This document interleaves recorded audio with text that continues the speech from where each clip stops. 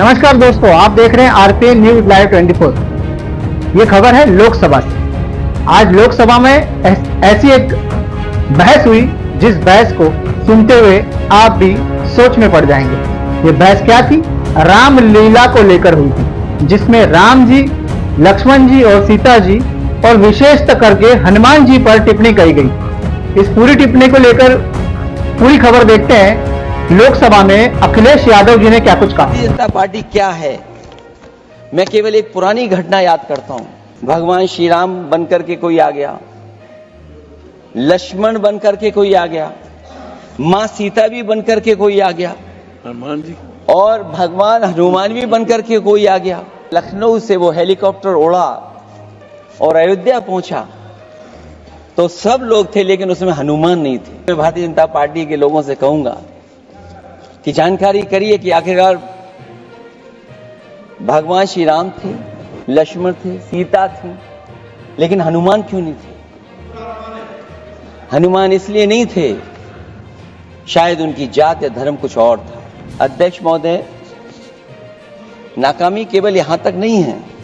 और भारतीय जनता पार्टी क्या है? मैं केवल एक पुरानी घटना याद करता हूं। एक बार फैजाबाद अयोध्या में एक कार्यक्रम था, उसमें बड़ी तैयारी की गई थी और तैयारी के साथ कलाकार मुंबई से बुलाए गए थे।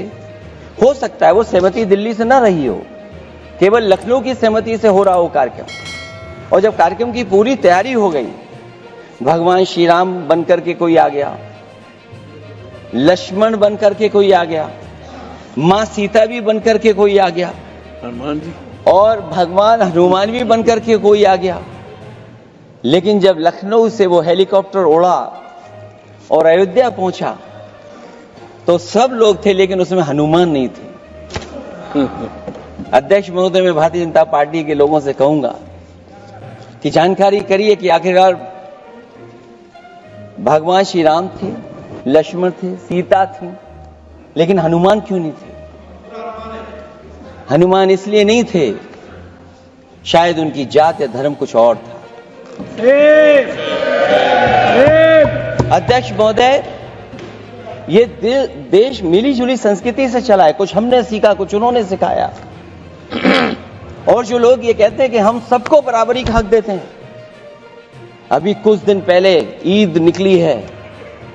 अध्यक्ष महोदय, वो परंपरा रही है, न केवल मैं जाता हूं बल्कि कोई दल का नेता ऐसा नहीं न जाता हो उस कार्यक्रम में शामिल होने।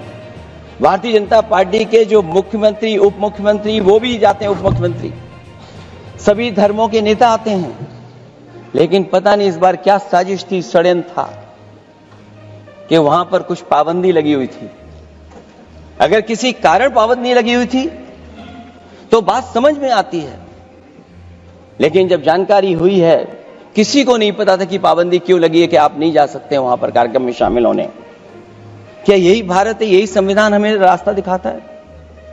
अध्यक्ष महोदय, मंत्री जी बताएं हमें, वो खुद भी माइनॉरिटी हैं, भगवान बुद्ध के रास्ते पे चलते हैं। भगवान बुद्ध का रास्ता दूसरा है।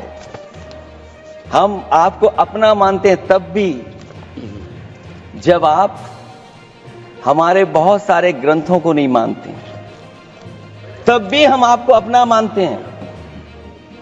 आप हमारे पुराणों को नहीं मानते हैं, आप हमारे उपनिषदों को नहीं मानते हैं, लेकिन सोचिए, हम हिंदू वो लोग हैं जो आपको स्वीकार करते हैं और गले लगा करके चलते हैं। अब मैं दूसरे धर्म पे नहीं जाऊंगा, कोई नाराज हो सकता है। तो आपने देखा किस तरह के अखिलेश यादव जी ने अपने विचारों को रखा और जातिवाद को लेकर किस तरह की बढ़ावा हो रहा है, इस पर अपने विचार रखे। आपको इस खबर के बारे में क्या कुछ लगता है, जरूर बताइएगा। अपने दोस्तों के साथ शेयर कीजिए, चैनल को सब्सक्राइब कीजिए और स्वस्थ रहे, मस्त रहे, देखते रहे आरपीएन न्यूज लाइव मुंबई। धन्यवाद।